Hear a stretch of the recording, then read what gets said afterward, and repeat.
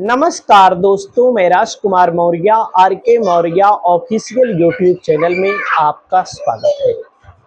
दोस्तों, आज है 26 मई 2026, यानी कि आज के दिन प्रधानों का कार्यकाल समाप्त हो गया और नियम के मुताबिक, संविधान के मुताबिक 26 मई 2026 से पहले प्रधानों का चुनाव हो जाना चाहिए था, पंचायत का चुनाव हो जाना चाहिए था, लेकिन सरकार की इच्छा नहीं थी। सरकार अपनी इच्छा में कामयाब रही और प्रधानों का चुनाव अब दोस्तों नहीं होगा 2026 में। दोस्तों, प्रधानों के चुनाव के लिए, पंचायत के चुनाव के लिए जो पिछड़ा वर्ग आयोग है उसका गठन तो कर दिया गया है, लेकिन नवंबर तक का समय दिया गया है। नवंबर तक यानी कि 6 महीने का समय दिया गया है कि भाई अपनी रिपोर्ट को दीजिए और जिससे ओबीसी आयोग का गठन हो पाए और ओबीसी वर्ग के लोगों को आरक्षण की सुविधा मिल पाए। अब दोस्तों, जो प्रधान है, इनका प्रयोग करके सरकार के ऊपर आरोप लग रहा है कि पहले क्या प्रशासक जो लोग बनते थे, दोस्तों प्रशासक जो बनते थे, प्रशासक का अधिकार क्या है इसको भी मैं आपको बता रहा हूं। वे अधिकारी बनते थे, सरकारी अधिकारी बनते थे, खास करके सेक्रेटरी, सचिव, ग्राम सचिव बनते थे। लेकिन अब की बार क्या किया गया, इन्हीं प्रधानों को ही प्रशासक बना दिया गया है ताकि ये प्रधान खुश रहे, ये लोग नाराज ना हो। लेकिन आप लोगों को मैं बता दूं, बड़ी संख्या में लोग नाराज हैं सरकार से, जो कह रहे हैं कि प्रधानों का चुनाव हो जाना चाहिए और सरकार ने प्रधानों का चुनाव नहीं कराया।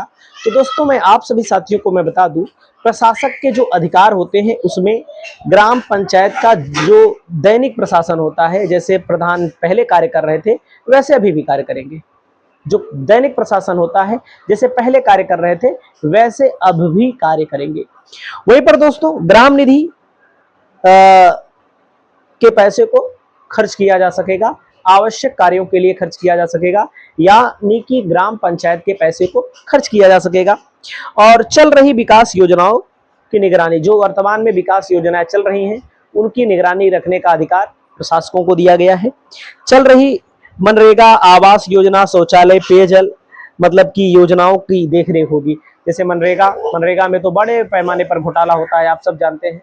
कई जगहों पर खाते सीज हो रहे हैं, कई जगहों पर वर्तमान के प्रधानों को पकड़ा जा रहा है, बड़े पैमाने पर मनरेगा में घोटाला भी होता है। दोस्तों, वहीं पर पंचायत संपत्तियों और अभिलेखों का संरक्षण, जो पंचायत की संपत्तियां हैं उनको देख रेख करने का और जो कागजात हैं उनको रखने का अधिकार वर्तमान के प्रशासकों को होगा। वहीं पर कर्मचारी पंचायत सचिव के स्थान पर समन्वय, कर्मचारी के साथ समन्वय करने का अधिकार रहेगा। सीमाएं क्या होंगी दोस्तों, ज्यादा से ज्यादा क्या कर सकते हैं, नई बड़ी योजना नहीं ला पाएंगे। जो वर्तमान के प्रधान हैं काम तो करते रहेंगे लेकिन कोई नई बड़ी योजना, कोई नया कार्य नहीं कर पाएंगे। और वहीं पर दोस्तों, ग्राम पंचायत के जब नई योजना नहीं ला पाएंगे, ग्राम पंचायत के निर्वाचित निकाय के स्थान पर केवल आवश्यक प्रशासनिक कार्य, मतलब कि कोई आवश्यक बहुत जरूरी ही काम कर पाएंगे, बाकी फालतू काम नहीं कर पाएंगे। शासन एवं जिला प्रशासन द्वारा जारी निर्देशों का पालन करना पड़ेगा। और दोस्तों, 2026 में 57,000 से ज्यादा उत्तर प्रदेश में ग्राम पंचायतें हैं, लेकिन प्रधानों की संख्या है। प्रशासक को लेकर के कहीं ना कहीं वर्तमान में जो प्रधान है उनमें खुशी है, और जो जनता है, जो दावेदार है, जो कह रहे हैं कि हम अब की बार प्रधान बनेंगे, जो प्रधानों को पलटना चाहते हैं, वे कह रहे हैं बड़ी संख्या में कि भैया हो, वर्तमान के प्रधानों को 6 महीना और लूटने का समय दिया गया है। यानी कि दोस्तों, जो पंचायत का चुनाव अब आने वाले समय में होगा, अप्रैल मई महीना 2027 में होगा। लंबा समय, 1 साल का समय टाल दिया गया है, जो कि सरकार की खूबी रही है कि समय पर कोई काम नहीं होता है। 2021 में भी चुनाव हुआ, नहीं हुआ समय पर। एक बार आरक्षण सूची आई, फिर हाई कोर्ट की फटकार लगी, फिर दूसरी बार आरक्षण सूची आई। और उसके अलावा दोस्तों, अभी आप लोगों ने देखा होगा जनसंख्या की जो जनगणना की जाती है, ये जनगणना होनी चाहिए थी 2021 में, लेकिन जनगणना कब हुई? जनगणना हो रही है 2026-27 में। तो दोस्तों, वर्तमान की सरकार को लेकर के तमाम लोगों में असंतोष है, लेकिन सरकार के लोग कहीं ना कहीं अपने मकसद में कामयाब रहे। इनका उद्देश्य है कि प्रधानों का, ब्लॉक प्रमुखों का, जिला पंचायत सदस्यों का, जिला पंचायत अध्यक्षों का प्रयोग करके 2027 के मिशन को पूरा करना। बाकी आपकी जो भी राय हो, आप लोग अपनी राय को बताइए। नमस्कार।